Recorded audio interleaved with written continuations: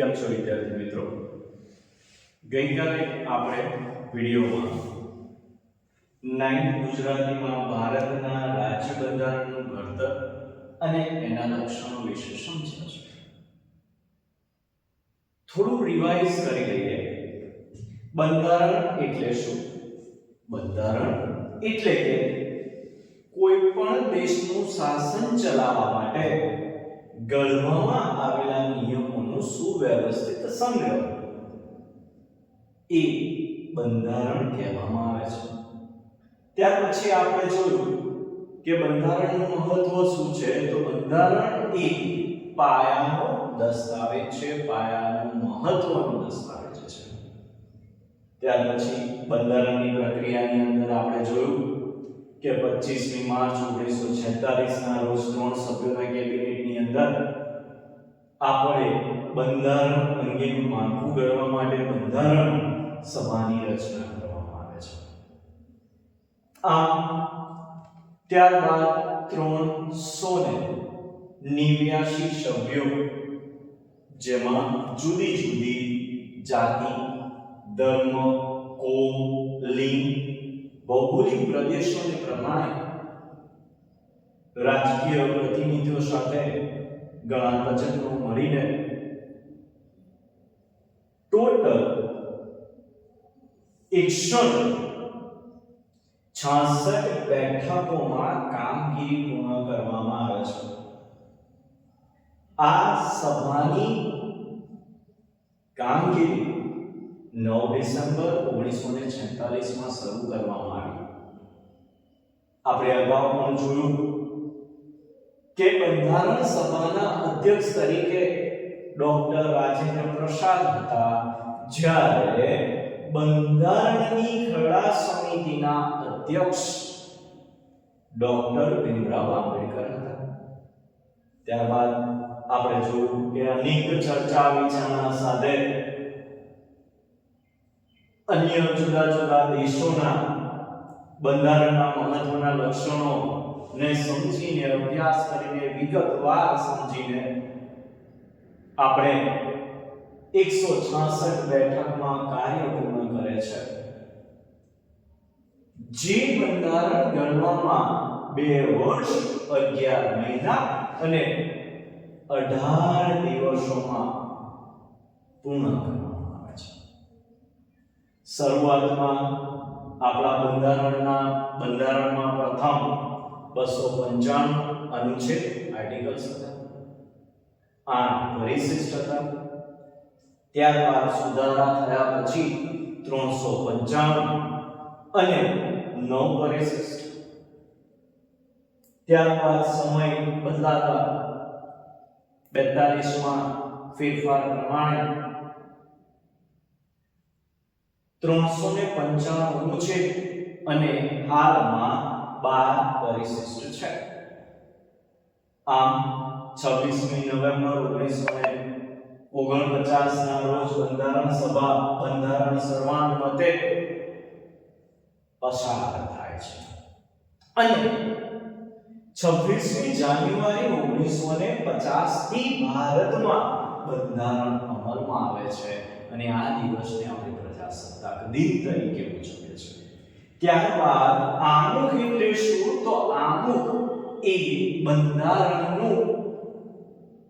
બંધારણ જે છે એ બંધારણનું પહેલું પાનું એ આમુખ છે અને આમુખ એ પ્રારંભિક હાર્દ સ્વરૂપ અને વિશિષ્ટ સ્થાન ધરાવતું તત્વ છે. આમુખથી જ બંધારણની શરૂઆત થાય છે અને એટલા માટે આમુખમાં દર્શાવેલા શબ્દો પરથી આમુખ બંધારણનો આત્મા ગણવામાં આવે છે. બંધારણમાં જે કંઈ કલમ છે, જે કંઈ નિયમો છે, પરિશિષ્ટ છે, એને યોગ્ય છે કે અયોગ્ય કાયદા ઘડવા માટે આ આમુખ એક હોકા યંત્રની ગરજ સારે છે. આમ આપણે આમુખ વિશે ભણ્યા. ત્યારબાદ આપણે આમુખનું મહત્વ સમજ્યા અને આમુખ રાષ્ટ્રની એકતા, અખંડિતતા અને નાગરિકો વચ્ચે બંધુત્વતાની એક ઊંડી ભાવનાની રચના કરે છે. આ સાથે સાથે ગઈકાલના વિડીયોમાં પણ આપણે આમુખના આધારસ્તંભ વિશે ભણ્યા. આમુખના આધારસ્તંભની અંદર લોકશાહી, લોકોનું અહીંયા આપણે સમજ્યા છે. લોકોનું, લોકો દ્વારા, લોકો વડે ચાલતું શાસન. આમ લોકશાહી જે મૂળ ગ્રીક શબ્દમાંથી ખૂબ જ અગત્યનું છે. લોકશાહી ક્યાંથી આ શબ્દ આવેલો છે? તો લોકશાહી એ મૂળ ગ્રીક શબ્દ ડેમોસ અને ક્રેટોસ પરથી આવેલો છે. ડેમોસ એટલે કે લોકો અને ક્રેટોસ એટલે કે સત્તા. આમ લોકશાહી વિશે સમજ્યા. લોકશાહી બાદ આપણે સમજ્યા છે લોકશાહીમાં કે આપણો દેશ કોઈ એક વ્યક્તિથી કે પ્રતિનિધિત્વથી ચાલતો નથી. આપણે આપણા પ્રતિનિધિને ચૂંટીએ છીએ અને એની ટર્મ પીરિયડ 5 વર્ષની છે. આમ લોકશાહી સરકાર સ્વતંત્રતા, સમાનતા અને બંધુત્વની ભાવનાને સ્વીકારે છે. ત્યારબાદ સૌથી અગત્યનું આપણે સમજ્યા સાર્વત્રિક પુખ્ત વય. 18 વર્ષ કે તેથી વધારે ઉંમરના ભારતના કોઈ પણ નાગરિકને મત આપવાનો અધિકાર છે.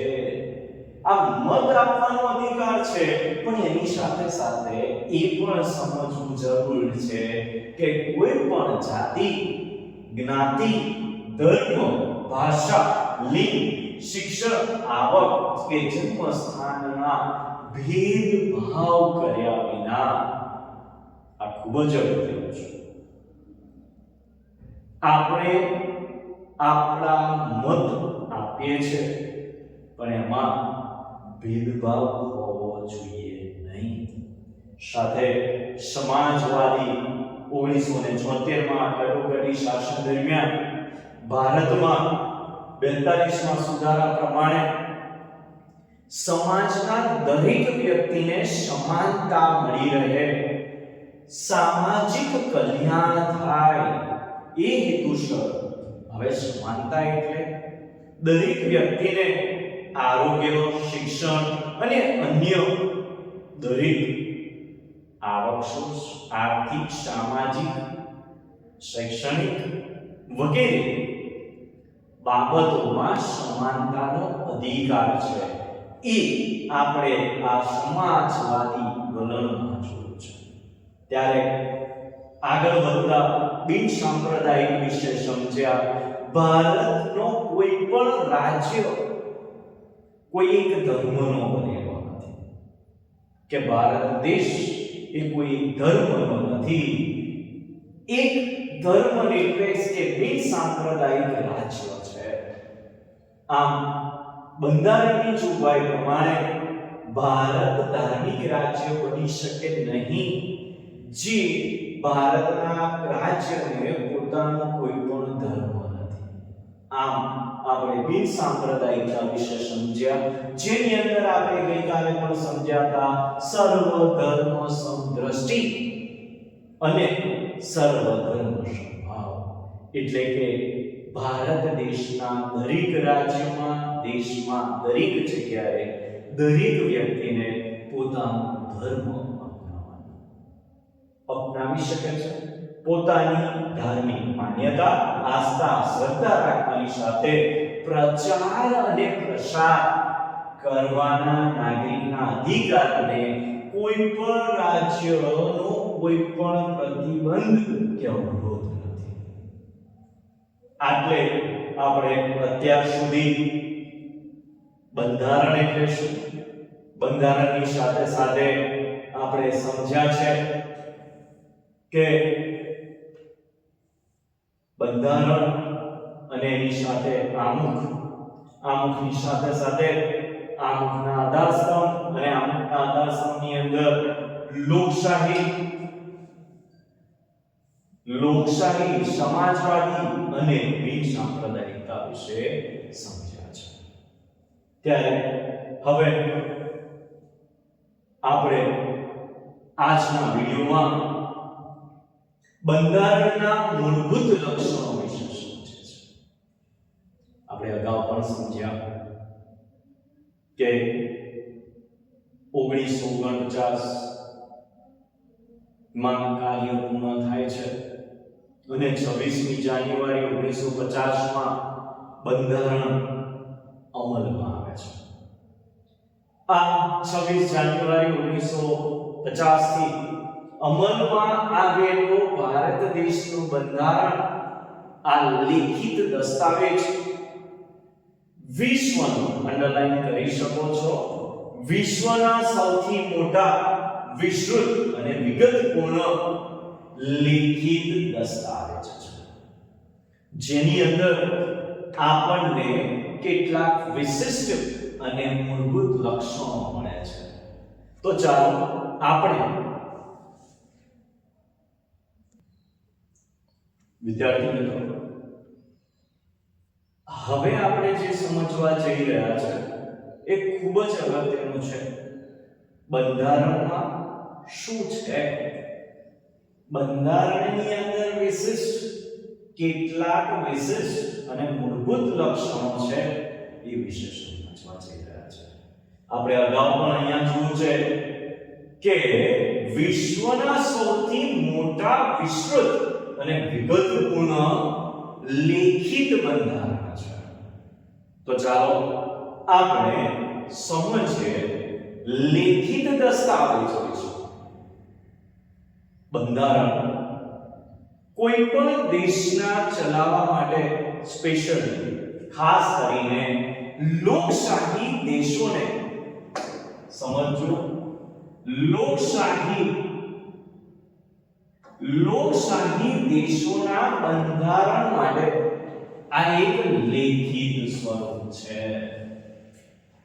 પરંતુ બ્રિટન અને ઇઝરાયલ, સેક્શન એ માં પૂછાઈ શકે, બ્રિટન અને ઇઝરાયલ આ અપવાદ સિવાય ભારત સહિત દુનિયાના બધા જ લોકશાહી દેશોમાં બંધારણ એક લેખિત સ્વરૂપ છે. હવે જ્યારે ભારત દેશની આપણે વાત કરીએ તો ભારત દેશ શરૂઆતથી આપણને ખબર જ છે, ભારત દેશ 1946-1947 ની વાત કરીએ તો 1947 પછી મુખ્ય ઘણા એવા પ્રશ્ન આવે છે, જેમ કે ભારતની સામાજિક, ભૌગોલિક પરિસ્થિતિ અને પૂર્વ ઇતિહાસ સાથે તો આપણે વાકેફ છે. બ્રિટિશર્સ અને અન્ય દેશોના, યુરોપિયન દેશો, અને આ બધી પરિસ્થિતિને સમજીને ધ્યાનમાં લઈને આ બંધારણ લિખિત સ્વરૂપે રાખવું એ યોગ્ય છે. આ સાથે બંધારણના કદની વાત કરીએ તો બંધારણનું કદ આપણે અગાઉ પણ જોયું છે, 395 અને 12 પરિશિષ્ટ વિશે. તો આપણું બંધારણ એ, વિદ્યાર્થી મિત્રો તમે અહીંયા અંડરલાઈન કરી શકો છો, આપણું બંધારણ 12 ભાગોમાં વહેંચાયેલું છે અને આ 12 ભાગોમાં 395 અનુચ્છેદો એટલે કે આર્ટિકલ અને 8 પરિશિષ્ટ, જેને આપણે 9 અને હાલમાં અગાઉ સમજ્યા તે પ્રમાણે 12 પરિશિષ્ટો છે. બંધારણમાં મુખ્યત્વે જોઈએ તો શાસન વ્યવસ્થા માટે મુખ્ય કેન્દ્ર સરકાર અને રાજ્યોની શાસન વ્યવસ્થા અને તેમના આંતર સંબંધો, લોકોના મૂળભૂત હકો, ફરજો, રાજનીતિ અંગેના માર્ગદર્શક સિદ્ધાંતો, ન્યાયતંત્ર, ન્યાયપંચ, ચૂંટણી પંચ, આ સાથે સ્થાનિક સ્વરાજ્યની સંસ્થાઓ, લઘુમતી, રાજ્ય પ્રમાણે લઘુમતી કોમ અલગ છે, પછાત અને વંચિત સમૂહો, આ દરેક બાબતો વિશે ખાસ જોગવાઈ કરવામાં આવેલી છે. અને આમ ભારતનું બંધારણ એ અન્ય દેશોથી કંઈક પરે છે, કંઈક અલગ છે. કેમ? કારણ કે આ બંધારણો કરતા લાંબુ, વિસ્તૃત અને વિષદપૂર્ણ બને છે. આગળ જોઈએ તો ભારત દેશની વાત કરીએ તો સૌથી એક કવચ નાગરિકત્વ. વિદ્યાર્થી મિત્રો, આપણને કોઈ પ્રશ્ન પૂછે કે તમારી પાસેની આઈડેન્ટિટીમાં આપણને પૂછવામાં આવે છે તમે ક્યાંના છો. જ્યારે આપણે આપણા વિસ્તારમાં પૂછવામાં આવે ત્યારે આપણે કહીએ છીએ કે હું આણંદનો છું, ખંભાતનો છું. કે રાજ્યની બહાર પૂછવામાં આવે ત્યારે આપણે આપણા રાજ્યની આઈડેન્ટિટી આપીએ છીએ. પરંતુ વિદ્યાર્થી મિત્રો, જ્યારે પણ આપણે દેશની બહાર જઈએ છીએ અને જ્યારે પણ તમને કોઈ પણ પ્રશ્ન પૂછવામાં આવે છે આપની નાગરિકતા કઈ છે, ત્યારે આપણે કે અન્ય દેશમાં પૂછવામાં આવે કે તમે ક્યાંના છો ત્યારે આપણે કહીએ છીએ ગૌરવપૂર્ણ કહીએ છીએ ભારતીય. આપણા દેશમાં એક નાગરિકત્વ આપવામાં આવે છે અને એ નાગરિકત્વ છે સંપૂર્ણ ભારત દેશનું નાગરિકત્વ. કોઈ પણ રાજ્યનો, કોઈ પણ જગ્યાનો વ્યક્તિ દેશના કોઈ પણ ખૂણે જઈ શકે છે. હા, કેમ અહીંયા એક નાગરિકત્વની વાત કરવામાં આવેલી છે? અમેરિકા જેવા દેશની અંદર દેશમાં દરેક વ્યક્તિ બેવડું નાગરિકત્વ અપનાવે છે. હવે આ બેવડું નાગરિકત્વ એટલે કે શું? તો આ બેવડા નાગરિકત્વની વાત કરીએ તો બેવડું નાગરિકત્વ એટલે કે એક યુનાઇટેડ સ્ટેટ્સ ઓફ અમેરિકા, એક યુનાઇટેડ સ્ટેટ ઓફ અમેરિકા, અને બીજું તે પોતે જે રાજ્યમાં વસવાટ કરે છે. સમજો વિદ્યાર્થીઓ, રાજ્યનું નાગરિકત્વ તો અલગ અને યુનાઇટેડ સ્ટેટ ઓફ અમેરિકાનું નાગરિકત્વ, આમ બેવડું નાગરિકત્વ ધરાવે છે. ચલો વિદ્યાર્થી મિત્રો, આપણે આગળ જોઈએ. મજબૂત કેન્દ્રવાળું સમવાય તંત્ર. મજબૂત કેન્દ્રવાળું સમવાય તંત્ર. હવે સમવાય ફેડરલ એટલે કે બંધારણમાં ક્યાંય આ શબ્દનો ઉપયોગ થતો નથી. એટલે કે ફેડરલ એટલે કે રાજ્ય. સમવાય શબ્દ ઉપયોગમાં થતો નથી કારણ કે આપણે દરેક જગ્યાએ સંઘની વાત કરે છે અને એટલે જ એવું કહેવામાં આવે છે, આપણે શું કહે છે, ભારતને રાજ્યોનો સંઘ એટલે એક યુનિટ કહીએ છીએ. દરેક રાજ્યો એક મળે છે અને એટલે જ કહેવામાં આવે છે યુનિયન ઓફ સ્ટેટ્સ તરીકે વર્ણવે છે. આમ ભારતીય સંઘીય રાજ્ય છે. ભારત એ એવું રાજ્ય છે, સંઘીય રાજ્ય છે. સંઘ શબ્દ દ્વારા આપણે જો સમજીએ તો સંઘ એ કેન્દ્ર અને એકમ રાજ્યો વચ્ચે ક્યારે પણ બદલી શકાતું નથી. અને આ બાબતે કાયમી સંબંધોની લિખિત સ્વરૂપે બંધારણમાં જોગવાઈ કરવામાં આવી છે. આમ આપણા એકમ રાજ્યોને કેન્દ્રથી છૂટા પાડી શકવાનો અધિકાર નથી. સાથે સાથે સંઘ સરકારને કેટલીક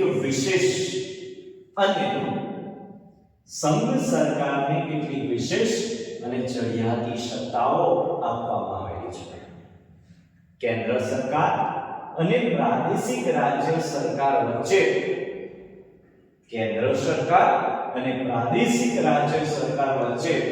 સત્તાની સ્પષ્ટ વહેંચણી કરવામાં આવે છે. કારણ કે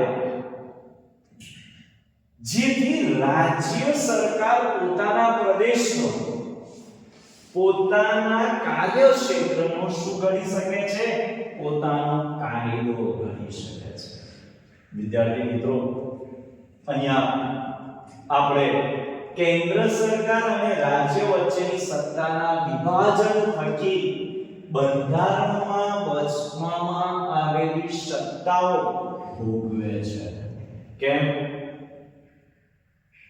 સમાજતંત્રમાં તટસ્થ, નિષ્પક્ષ અને સ્વતંત્ર ન્યાયતંત્ર છે, જે કેન્દ્ર અને રાજ્યો વચ્ચે સત્તા અને કાર્યોના વિભાજન સંદર્ભે કોઈ મંડાભાન ઊભી થાય તો એનું નિવારણ બંધારણનું અર્થઘટન કરીને ક્યારેક વિદ્યાર્થી મિત્રો રાજ્ય અને કેન્દ્ર વચ્ચે ક્યાંક કોઈ વિભાજનના સંદર્ભમાં કોઈ પ્રશ્ન ઉદ્ભવે છે તો બંધારણનું અર્થઘટન કરીને તેનું નિરાકરણ લાવવામાં આવે છે, કામગીરી કરી શકાય છે. આમ કેન્દ્ર અને રાજ્ય વચ્ચે સત્તાનું સ્પષ્ટ વિભાજન કરવામાં આવેલું છે. કારણ કે રાજ્ય એ પોતાના પ્રાદેશિક રાજ્યોમાં શું છે, કઈ રીતે ચાલે છે એની સત્તા ભોગવી શકે છે. એની સાથે સાથે વહેંચણી કરવામાં આવે છે સરકારો વચ્ચે સત્તાની સ્પષ્ટ વહેંચણી. વિદ્યાર્થી મિત્રો, આપણે આ જે વહેંચણીની બાબત કરવામાં આવેલી છે કે મુખ્ય લેવામાં આવેલું છે, તો ચલો આપણે એ સત્તાની વહેંચણી શું છે એ વિશે સમજીએ. તો સત્તાની વહેંચણીમાં આપણે સમજીએ તો કેન્દ્ર સરકારને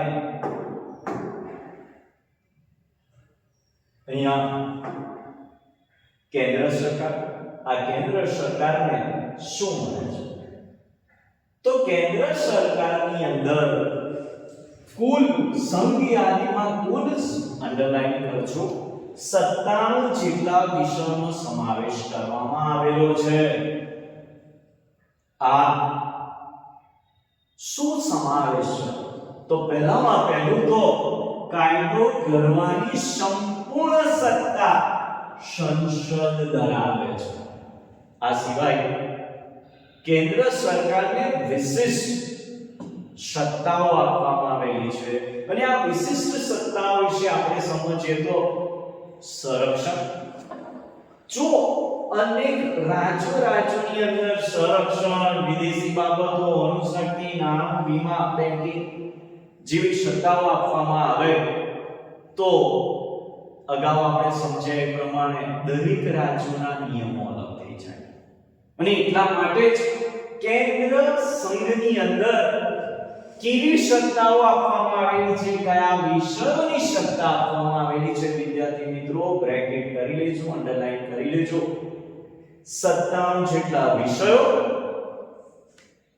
કાયદો ઘડવાની સંપૂર્ણ સત્તા અને વિષયોની વાત કરીએ તો સંરક્ષણ, વિદેશી બાબત એટલે દેશ વચ્ચે ચાલતી વાટાઘાટો, કઈ રીતે થઈ રહ્યું છે, શું થઈ રહ્યું છે, અફેર્સ માટેની વાર્તા, અણુશક્તિ, નાણાકીય બાબત, વીમા વિભાગ, બેન્કિંગ, તાર ટપાલ અને રેલવે જેવા રાષ્ટ્રીય મહત્વ ધરાવતા ક્ષેત્રોમાં સર્વોત્તમ સત્તા એ કેન્દ્ર ધરાવે છે. જ્યારે રાજ્યોની યાદીની વાત કરીએ તો અંડરલાઈન કરજો 66 વિષયોનો સમાવેશ કરવામાં આવે છે. આ 66 વિષયોનો સમાવેશ શું છે? તો રાજ્ય સરકાર દ્વારા ધારાસભાઓને રાજ્યની કેટલીક સત્તાઓ સંપૂર્ણ રીતે જેમના પર કાયદો કરવાની સંપૂર્ણ સત્તા રાજ્યોની ધારાસભાઓ એટલે કે વિધાનસભા ગૃહ ધરાવે છે. કેવા વિષયો? તો કે છે કાયદો અને વ્યવસ્થા, બ્રેકેટ કરી શકો છો. કાયદો અને તેની વ્યવસ્થા કરી, શિક્ષણ, સ્થાનિક સ્વરાજ્યની સંસ્થાઓ, રાજ્ય પ્રમાણે જમીનના પ્રકાર અલગ હશે, એના માટે વિસ્તારો પ્રમાણે, રાજ્ય પ્રમાણે નદીના ભૌગોલિક પરિસ્થિતિઓ પણ અલગ હશે. તો કૃષિ, સિંચાઈ, આરોગ્ય, જમીન, રાજ્યોના બે રાજ્યો વચ્ચેના આંતરિક વેપાર અને વાણિજ્ય વિષયોનો સમાવેશ કરવામાં આવે છે. પરંતુ વિદ્યાર્થી મિત્રો, આપણે અગાઉ પણ જોયું કે રાજ્યની પરે કેન્દ્ર છે અને એટલા માટે જો કેન્દ્રને લાગે કે રાજ્યમાં કાયદો અને વ્યવસ્થા પડી ભાગ્યા છે તો રાજ્ય સમિતિની સાથે સમજો, રાજ્ય સમિતિની સાથે, રાજ્ય સંમતિની સાથે કે રાજ્યની મરજી વિરુદ્ધ કેન્દ્ર તે રાજ્યને કેન્દ્રીય અનામત પોલીસ દળો મોકલી શકે છે. ઘણી વખતે વિદ્યાર્થી મિત્રો કોઈ રાજ્યમાં હુલ્લડ કે અન્ય કોઈ કારણોસર અર્થતંત્ર, ઘડતર, કાયદો અને વ્યવસ્થા પડી ભાગે છે ત્યારે કેન્દ્ર સરકાર રાજ્ય સાથે, રાજ્યની સંમતિ સાથે કે રાજ્યની મરજી વિરુદ્ધ પોતાનું કેન્દ્રીય અનામત પોલીસ દળ મોકલી શકે છે. અને આમ કેન્દ્ર સાથે એક વિશિષ્ટ હક છે, સત્તા છે. આ સિવાય વિદ્યાર્થી મિત્રો, આ સિવાય સંયુક્ત એટલે કે રાજ્ય અને કેન્દ્ર આ બંનેની ભાગીદારી સાથે બંને મળીને સંયુક્ત બંધારણમાં સંયુક્ત યાદી પણ આપવામાં આવેલી છે. અને આ સંયુક્ત યાદીની અંદર આપણે અગાઉ જોયું તે પ્રમાણે કેન્દ્રમાં 97, રાજ્યોમાં 66 અને સંયુક્ત યાદીમાં 47 જેટલા વિષયોનો સમાવેશ થાય છે. હવે મેં કહ્યું તે પ્રમાણે જેમના પર કાયદો ઘડવાની રચના, આપણે સંયુક્તની વાત છે તો કેન્દ્ર અને રાજ્યો બંને ધરાવે છે. પરંતુ જ્યારે રાજ્યના કાયદામાં કોઈ સંઘર્ષ ઉભો થાય કે વિવાદ આવે છે ત્યારે કેન્દ્રનો કાયદો ચડિયાતો અને સર્વોપરી ગણાય છે. અગાઉ પણ આપણે જોયું છે કે રાજ્યથી પરે વિશિષ્ટ સત્તા ધરાવતું કેન્દ્ર છે. અને એટલે જ જ્યારે સંયુક્ત યાદીમાં જ્યારે કાયદા ઘડવાની સત્તા કેન્દ્ર અને રાજ્યની છે, પરંતુ જ્યારે રાજ્યના કાયદામાં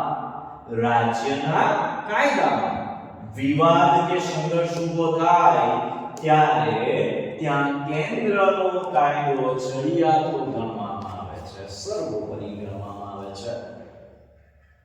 આમ કેન્દ્રને સંયુક્ત યાદીમાં વિશેષ સત્તાઓ આપવામાં આવેલી છે, જેમ કે આ યાદીમાં કેવા વિષયો? તો યાદીમાં દીવાની સત્તા, દીવાની અને ફોજદારી બાબતો, લગ્ન, છૂટાછેડા, ભરણ પોષણ, શિક્ષણ, આર્થિક આયોજન, વ્યાપારી સંઘો વગેરેનો સમાવેશ કરવામાં આવે છે. આ દરેક રાજ્યોને સોંપવામાં આવેલું છે, સંયુક્ત રીતે કાર્ય થાય છે.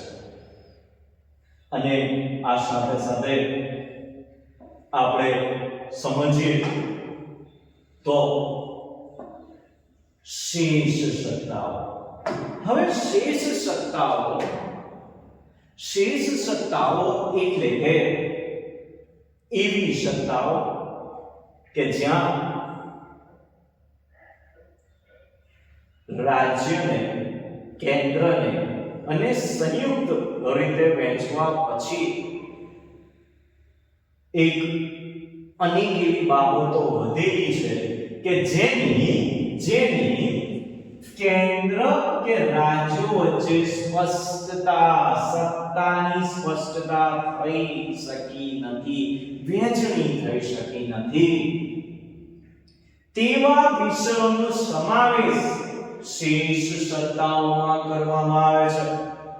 એટલે કે આપણે અગાઉ જોયા સંયુક્ત 97, 47, હે ને? તો આવી રીતે જે સબ્જેક્ટ્સ, વિષયો 66 જે વિષયો મૂકવામાં આવ્યા, જે સત્તાઓ આપવામાં આવેલી છે કેન્દ્રને, રાજ્યને અને સંયુક્ત, એ સિવાય પણ ઘણી સત્તાની સ્પષ્ટ રીતે વહેંચણી થઈ નથી. એવા વિષયોને શામાં સમાવિષ્ટ કરવામાં આવે છે? શેષ સત્તાઓમાં કરવામાં આવે છે. જો અહીંયા વિદ્યાર્થી મિત્રો સ્પષ્ટપણે લખવામાં આવ્યું છે, આ વધારાના વિષયો કે સત્તા, શેષ સત્તાઓમાં, સમજો, અંડરલાઈન કરજો. કાયદો ઘડવાની કે તેમાં ફેરફાર કરવાની સંપૂર્ણ સત્તા કેન્દ્ર સરકાર એટલે કે સંસદને છે. જેમ કે ભારતમાં કેન્દ્ર અને રાજ્યો વચ્ચે નાણાકીય સાધનોની વહેંચણી કરવામાં આવી છે, પરંતુ વિદ્યાર્થી મિત્રો અગત્યનું છે, આ કેન્દ્ર અને રાજ્યો વચ્ચે નાણાકીય સાધનોની વહેંચણી કરવામાં આવેલી છે. અને પરંતુ અહીંયા કેવી વહેંચણી કરવામાં આવેલી છે? તો જો આબકારી જાતિ એટલે આપણે જે કંઈ પ્રોડક્શન કરવામાં આવે છે કે અન્ય વસ્તુ ઉપર જે ટેક્સ લગાવવામાં આવે છે એની બાબતમાં, આયાત નિકાસ ની જકાત એમાં જે ટેક્સ છે એની વાત છે, આવક વેરો વગેરે વધુ પ્રાપ્ત થતા વેરા એ કેન્દ્રને આપવામાં આવેલા છે. જ્યારે વેચાણ વેરો, મનોરંજન વેરો, મહેસૂલ, શિક્ષણ વેરો જેવી ઓછી આવક ધરાવતા સાધનો રાજ્ય સરકારને સોંપવામાં આવેલો છે, રાજ્યને આપવામાં આવેલો છે. અને પરિણામે આ અબકાર જકાત, આયાત નિકાસ જકાત, આવક વેરો વગેરે વધુ આવક આપે છે. જ્યારે ગુજરાત કે અન્ય રાજ્યોની વાત કરીએ તો વેચાણ વેરો, મનોરંજન, મહેસૂલ અને શિક્ષણ વેરો ઓછી આવક આપતા સાધનો રાજ્યને ફાળવવામાં આવે છે. પરિણામે રાજ્યએ કેન્દ્ર પાસેથી ગ્રાન્ટ સ્વરૂપે આર્થિક સહાયનો આધાર રાખવો પડે છે. વાલા વિદ્યાર્થી મિત્રો, અત્યાર સુધી આપણે ઓલમોસ્ટ ઘણા એવા લક્ષણોના 4 પોઈન્ટ અને છેલ્લે શેષ સત્તાઓ વિશે સમજ્યા. ફરીના વિડિયોમાં આપણે કટોકટી, પીડા, એકત્રિત વ્યવસ્થા અને અન્ય લક્ષણો વિશે સમજીશું.